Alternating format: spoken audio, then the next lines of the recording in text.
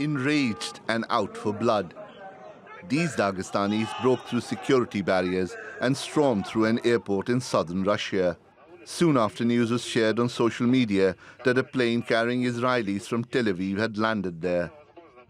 Local officials tried to stop the rioting as it spread. Brothers, as long as we have paralyzed the airport, nothing will work here.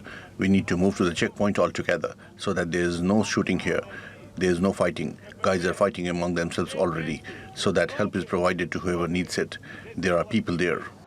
But measures to stem the violence failed. Rioters went on a rampage for several hours, forcing authorities to shut down airport operations, breaking down glass doors and chanting anti-Jewish slogans.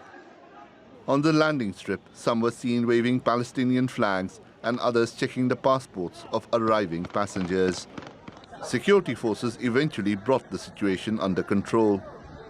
They say 60 people have been arrested, while more than 20 were injured in the violence. At least 2 are in a critical condition. The incident happened as anger swept through the region over Israel's onslaught on Gaza. Dagestan's Grand Mufti has now appealed for restraint.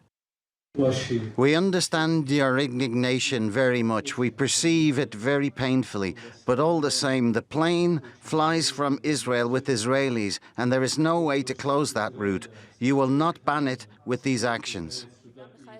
Israel's Prime Minister Benjamin Netanyahu says he expects Russian authorities to take strict action against the rioters and to provide safety and security to Israeli citizens in the country.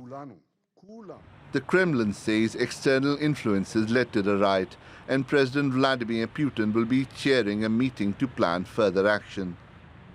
The mass riots in the Republic of Dagestan result of a plan and carried out from outside provocation aimed at undermining the harmonious development and ethno-confessional unity of the people of the Russian Federation. They were inspired by those who have repeatedly resorted to openly extremist and terrorist methods in order to destabilize the internal political situation in Russia. In the implementation of yet another destructive action, a direct and key role was assigned to the criminal Kiev regime.